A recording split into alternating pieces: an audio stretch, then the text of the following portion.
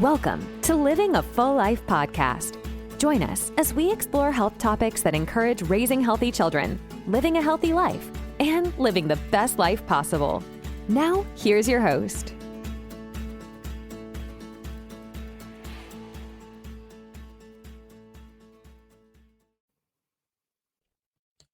Hey everyone, welcome to another podcast of Living a Full Life. I'm your host, Dr. Enrico Dolcecore, and I have a very, very special guest this week with us, Dr. Jack Wolfson. He's the natural heart doctor. I did it. We practiced it. I still did it. The natural heart doctor. You can reach him at thenaturalheartdoctor.com, but I've been following him for a few years. He is probably the most open-minded cardiologist in America, and I highly encourage you to follow him as well. We got some big questions going on, but Jack, you take it away. Tell us about what you do, how you influence your patients, and some of your tips. Yeah, most certainly. Thank you for having me on. I appreciate it. And I guess you can call me a heart doctor. You can call me a health doctor. It's all kind of synonymous. You know, listen, us medical doctors, if you will, we're really good at putting labels on people, right? Someone's got cancer, someone's got diabetes, someone's got coronary artery disease or dementia or whatever it is. But again, it all comes from the same causes. So as we kind of fix heart stuff, we fix everything else, along with it. And it all started for me really is that my father was a cardiologist. I became a cardiologist after 10 years of medical training. And then 3 years into the job, I meet this young woman, and she is a doctor of chiropractic. And she tells me that the pharmaceuticals that I'm doing are injuring people and killing people, and the surgical procedures are worthless. And then she says, basically, my whole profession is a sham. And most, of course, doctors would run away from that person. And I like to say I stood there and listened because number one, this woman was smoking hot, and number two, what she had to say made perfect sense. The hospital system, again, it's a revolving door of sickness. Someone has a heart attack, they come in, we put in a stent, we send them out on pharmaceuticals, they come back in, another heart attack, pharma complications, whatever it is. And then I saw sickness in my own family. I saw my father dying of a rare Parkinson's-like illness, and the Mayo Clinic has no idea why, and this 29-year-old chiropractor, she's got all the reasons why my father's sick and dying. What she said, again, made total sense, and she is beautiful, and we were engaged about 3 months later, and everything she said to me, I started to work on. And I guess to wrap this up, Dr. Enrico, is that she told me again, I needed to become a DC. I said, what? You want me to become a chiropractor? I just spent 10 years of medical training becoming a cardiologist. And she said, no, not DC, doctor of chiropractic, DC, doctor of cause. You need to become a doctor of cause. And that's how you're really going to help people. And that's what I did. That's great. Yeah, I've heard that story, and our listeners are going to appreciate that because they've been to the cardiologist, they've been to the neurologist, they've been to the orthopedic surgeons, and they all end up coming back before pulling the trigger on medicine, which I'm grateful for because it gives us an opportunity to help them, which is very amazing. And I listen to my patient base as well, and some of the questions that they have, and if they were to sit in front of you and ask you questions, I think these would be the most important ones that they would ask you is, preventative cardiovascular health. When you go to Dr. Google, you get a lot of mix match information, and really to decipher what the truth really is out there. You living it and encouraging people to live healthy through cardiovascular health, what are maybe we can finish up with the top 3 things people can do, but the biggest questions are, when it comes to prevention, what do you tell the basic people that come into your office? Yeah, I think, once again, there's a time and a place for modern medicine. Of course, cardiologists and emergency room doctors and orthopedic surgeons, they're really good in the emergency situation. So again, if you're in the midst of a heart attack, you go to an emergency room. If you're in a trauma, you go to a trauma center. But when it comes to prevention, mainstream medicine really has nothing. They've got nothing to prevent heart attacks, strokes. They've got nothing to prevent cancer, nothing to prevent diabetes or dementia, and they've got nothing to prevent orthopedic issues. If you went into your traditional medical doctor and you would say, hey, what can I do to prevent osteoarthritis as I get older? What can I do to prevent degenerative joint disease as I get older? What can I do to prevent injury to my spine, going forward? And they would look with a total blank stare. But, again, what we do in the doctor of causation space, again, what the chiropractors do, what I do, again, we talk about the tenets of health and what we need to do. And really, I think it boils down to a few simple principles. Number one is eat well. Number two is live well. Number three is think well. And when we follow that kind of triumvirate, if you will, that's really our success plan. We're eat well, live well, and think well. And I would say inside of live well is, of course, chiropractic. So other things of live well would be getting sunshine, getting good sleep, getting good physical activity or just movement throughout the day, avoiding environmental toxins and chemicals, getting under the care of a holistic dentist, and then also, again, chiropractic care is part of that live well process. And I think, again, when people embrace that, they're going to live a very, very long time.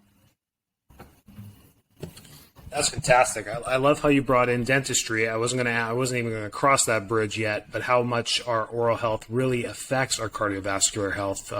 My grandfather, was born in the 20s, and he had scarlet fever and all that, and the heart complications from that later on. So we know that oral health plays a big role in that too. So yeah, it's a whole trifecta. So the biggest question I get even as a chiropractor in my office, and because we talk about the triad that you brought up, think well, eat well, and be well, is the what diet should I eat? And I hate the word diet, and I tell people we don't want to diet anything. We just want to follow a whole food-based diet. But from a cardiovascular perspective, what's the go-to diet? Because people want information, they want access, they want a book, they want to follow something, they want guidance, they want coaching. And I find that people who want that get greater success. But what's your go-to diet?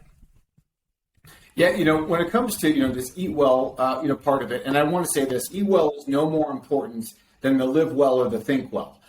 There's so much debate and conversation about eat well. That's like the sexy topic. But again, it's no more important than all the things we talked about inside of living well, and then all the different things that go along with thinking well. But to answer your question, me personally, I wrote the book, The Paleo Cardiologist. It's free, just pay shipping for anyone who's interested at freeheartbook.com, where you'll get that book for free. And it's called The Paleo Cardiologist, where we talk about paleo nutrition and also the paleo lifestyle in order to achieve the 100-year heart.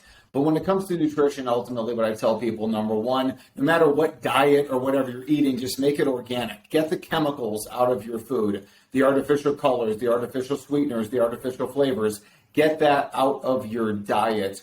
When you go organic, you're avoiding GMOs. You're limiting your consumption of pesticides and other synthetic materials. So if you like ice cream, eat organic ice cream. If you like chocolate, eat organic chocolate. If you like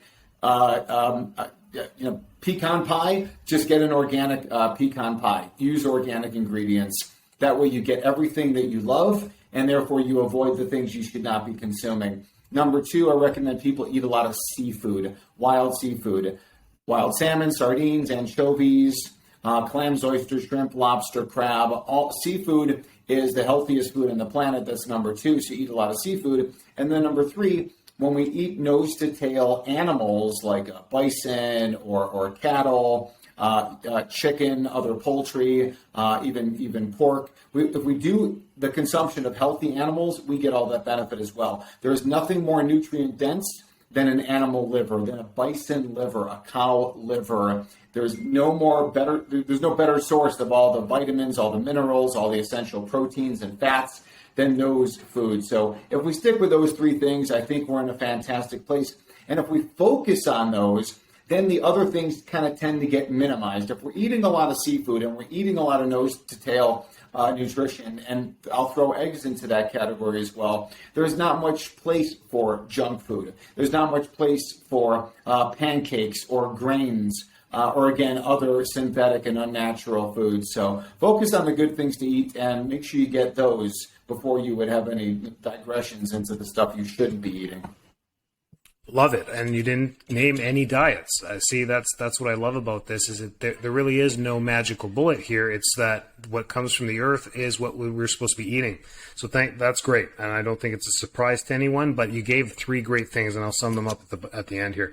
What kind of exercise? That's the next one. I mean, when it comes to cardiovascular health, everyone thinks they have to join the Ironman and do that.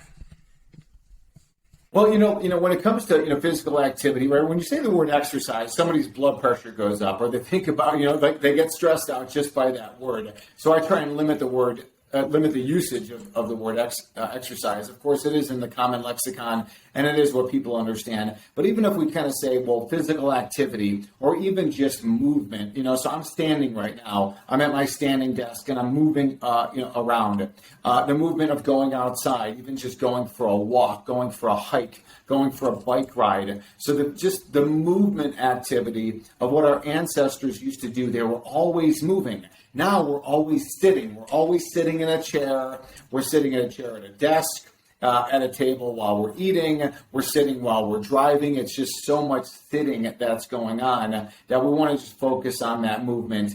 Understandable. Listen, sometimes we have to sit, and that's okay. But if we focus on the movement, and what I like to tell people, Doc, is put it into your calendar, where you get these reminders throughout your day to get up and to move. So for example, say, you have lunch at, typically noon. Well, can you get out at 11:30 and go for a walk? Depending on where you're at this time of year, Northern Hemisphere, it is cold. If you're in Chicago, if you're in Minneapolis, if you're in Boston, if you're in Seattle, again, just put on the right clothes and get outside and be active, preferably in the sun. That's the way to do it. The most evidence really comes for what's called high-intensity interval training, where you kind of run up the mountain and then come slowly down the mountain. That's really, again, this kind of interval activity, but movement, using your body weight for physical activity, that's all great. That is great, and that's where we tell our patients too. I mean, to join a gym or join a program right away, we're just programmed into this. And as a chiropractor, I want to tell them, wait, that's a big leap. I don't think you've been sitting for 10 years. CrossFit is probably not a good idea to sign up for on Monday, but they're just programmed to go and do that. And from an injury prevention standpoint, I try and guide them in the right direction. So you put it very well. Just get up and move. I mean, there's studies out there that show you sitting is worse than smoking, and some physiological statistics that come out of that. So yeah, get up and move. I love that. Just make time to move. All these apps now on our phones and our watches are all doing it. It's programmed in there. If you have a Fitbit or an Apple Watch, it tells you get up and move. And there's a reason for that. That's great. And I think I think also, if you were to go do CrossFit, it's like, okay, just, again, whatever activity you're going to do, just start slowly. You don't want to, I'm 52 years old. I'm not going to join a CrossFit and then try and compete with the 25-year-olds who are in there. Like, I'm going to go in there and just do my things. I'm not going to try and lift things that I shouldn't be lifting, or do things that I'm not going to be, that I'm not accustomed to doing. Whatever your activity is, the key really is to start slow. Where we find people get into trouble, it's like the 50-year-old guy who played high school football, 30 plus years ago. He hasn't done anything since. He comes out to Arizona, for example, and he tries to hike up a mountain and he drops dead, again, because he's just not prepared for it. Yeah, there's that too, where we just push the limits. And then, the cardiovascular questions is, what else can I do? People always want to do more. And you just told them all they have to do is a little bit of everything. What are other things that you see? I mean, go through some of the crazy stuff. Every time I meet you, there's 5 minutes of a talk somewhere in a lobby or something, and you give me a crazy story about occlusion of an artery or the statistics in cardiovascular health and cardiology that we have been blindfolded on as society, thinking that, as long as I have clean valves, I'll be fine, or as long as I drink a little bit of alcohol, it'll clean me out. Stupid little things that we've been taught. What are the big ones that, always wows people when you tell them? Well, again, like the best-selling drug of all time is Lipitor, or the generic version of atorvastatin. It's the number one drug in revenue of all time. And the statin drugs at a class blow away the revenue from all other pharmaceuticals. And the reality is that statin drugs have very little benefit, according to their studies, again, that they produce and publish.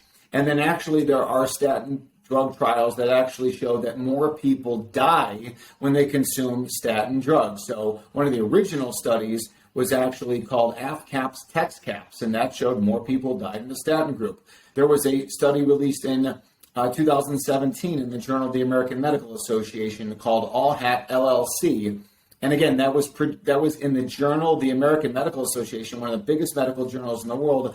And they found that people over 65 who took statin drugs, more of them died than those who took the placebo. And then it was reported in 2020 where the study was called Sparkle, SPARCL. And that study showed that the people who took statin drugs were more likely to die than those who got the placebo. So ultimately, again, that is just one of the biggest tragedies is the statin drugs, obviously the side effects of statin drugs, but that false sense of security. You take a big population of people and they think they can eat whatever they want, live however they want, take a statin drug and they'll be fine.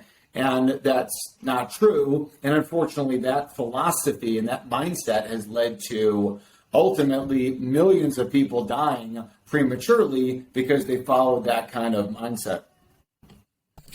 Yeah, bingo. And you've summed that up greatly. I was going to say, is it the drugs not working or is it people not changing their lifestyle? And you answered it. It's we got to change what we're doing. Otherwise, the outcomes are always going to be the same. That's great there. You got a big event coming up here in February that I encourage a lot of people to go to, your path to the 100-year heart. That sounds super. I'm going to be there. That's fantastic. And tell us a little bit more about that and why you have these events going on and what you hope to get out of these. Well, I mean, as you know, and the reason why you have this podcast and why I'm on your podcast is to get the truth out to people, the truth about health and wellness. You're not going to hear this from your traditional medical doctor. Medical doctor visits are very short, and that's a good thing because the medical doctor has nothing to say during that visit. When they determine your issue is high blood pressure, well, their response is a pharmaceutical. That leads to a very short visit, but unfortunately, millions of people die because of the medical model that is solely controlled by the pharmaceutical industry. Again, if we were 150 years ago, 125 years ago, before pharmaceuticals, everybody would be seeing a holistic practitioner like you and I. That's all that there was. But then the industry really started by the Rockefellers, and how the Rockefellers co-opted the medical training and essentially got rid of a lot of holistic training facilities and promoted the only MD model that was controlled by Big Pharma.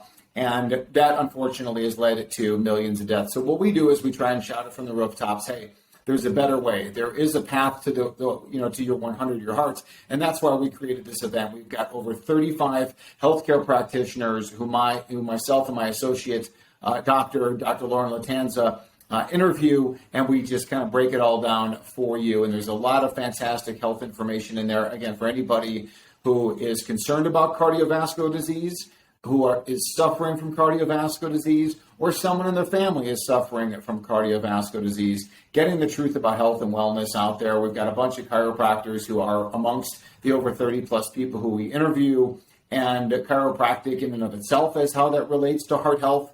And then also just kind of what I would say is the chiropractic philosophy and the chiropractic mindset that includes that whole thing of eat well, live well, think well. That's all built into the program, totally free. And we're going to continue to save millions of lives by getting the truth out there. That's great. Thanks for doing it. Again, it's your path to the 100-year heart. So that's I encourage you to Google that, find it, and then naturalheartdoctor.com.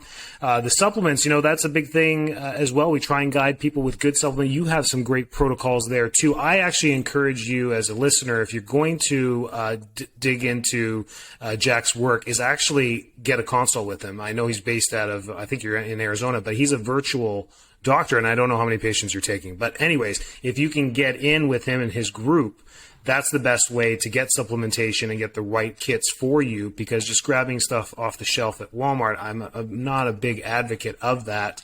And not everyone needs the same dose of the same stuff every single day. It all depends on what stage of life you're in, what you're doing. So supplements is a big one, and I avoided it on this podcast because it's a completely different podcast. But what is your most popular kit for people for preventative health? I'm not talking about diseases or strictly any particular program, but what is the preventative supplements that everyone should be taking on a daily basis?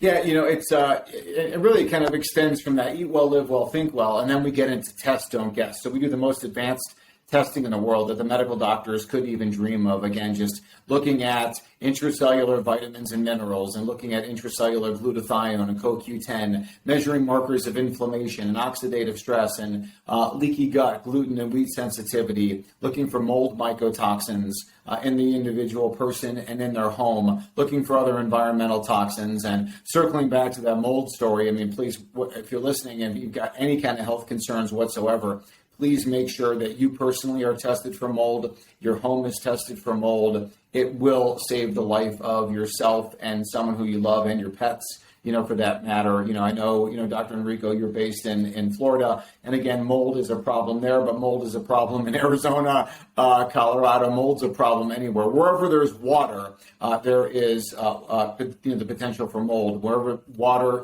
damage occurs, mold grows, and those toxins lead to sickness, and it's really catastrophic. But ultimately, when you use the test, don't guess, then you can really dial in what supplements are necessary for people. People need supplements because the air, the water, the soil, it's all polluted. Our food system is all depleted. And let's face it, for the first 35 years of my life, I certainly was no angel when it came to eating well, living well, and thinking well. I got a lot of catching up to do. So evidence-based supplements can provide benefit. And again, we may be talking about probiotics. We may be talking about a good multivitamin. We may be talking about a good detox, program. We're all being just bombarded by environmental toxins and pollutants and the aforementioned mold mycotoxins. We need to scrub those things out of our system. And again, when it comes to the supplement space, there are so many different things that we could use.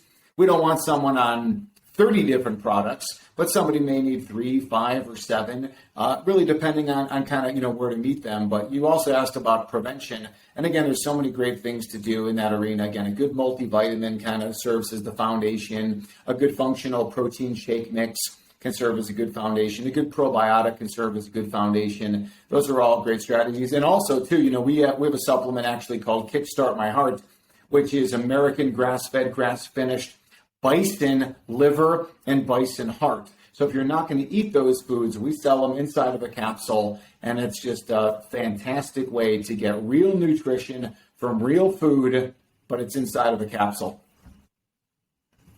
There you go. And I love this podcast as we wrap this up because there was no direct answers. And I love that about you. And because there is no easy way around this stuff. You didn't have a package deal. You didn't tell us to all take vitamin D because you can't do that. So my wife is in functional medicine. She's a DC.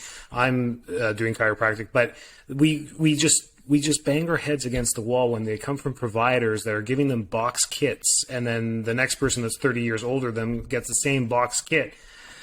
Oh, well, that's okay. That's another podcast for another time. Thank you so much for your time. The 5 top things I got from you is, eat organic foods. That's number 1. Eat seafood to get the proper omega-3s, and then nose to tail animals. If you can get your hands on some liver, great if you know how to cook it. My dad's from Italy and my mom's from Greece. We used to have liver as kids, and I remember my friends, nobody wanted to come over for dinner, but we loved it. And we used to eat like cow tongue and liver and like with lemon juice, and it was, and then I was the weird, immigrant kid, but that's okay. And then exercise, just get out there and move. You don't have to join any programs. It's just realize what the issues are of sitting all day and not moving, causing the cardiovascular stagnation. And then HIIT. I had something about HIIT. Thank you so much. Thanks for being on the podcast. Any way to contact you on social media, or just go straight to the naturalheartdoctor.com? Yeah, we're over at naturalheartdoctor.com. We're all over social media, naturalheartdoctor.com. And then, of course, get a copy of my book, Free Heart Book. That's a great way to start. But again, you Google me, Jack Wolfson. You'll find out all you need to find out. And again, I appreciate you, Doc, for having me on. It's an absolute pleasure. It's coming up on lunchtime, too, and you're mentioning kind of these, Greek and Italian foods. And again, when I think about, the Greeks and the Italians, they lived on the coast and they knew what good seafood was and they enjoyed it. And I think ultimately that's why, the Mediterranean diet is the most proven and healthiest diet, really as in existence. I think if we can kind of avoid the grains inside Mediterranean, stick more like hunter-gatherer Mediterranean, we're going to live a long time. It's one thing I learned in my life growing up on this part of the world was that how much I do have to limit the grains because it's so influential in our diet here compared to Europe. So every time I used to go back, they're like, why is everything a sandwich? I'm like, I don't know. It's what we do. But yeah, Yeah, it's great. Thanks so much. We'll catch you around. Thanks so much for tuning into this episode of Living a Full Life podcast. If you're enjoying the show, please feel free to rate, subscribe, and leave a review wherever you listen to your podcasts. That helps others find the show, and we greatly appreciate it. Thanks again for tuning in, and we'll catch you in the next episode.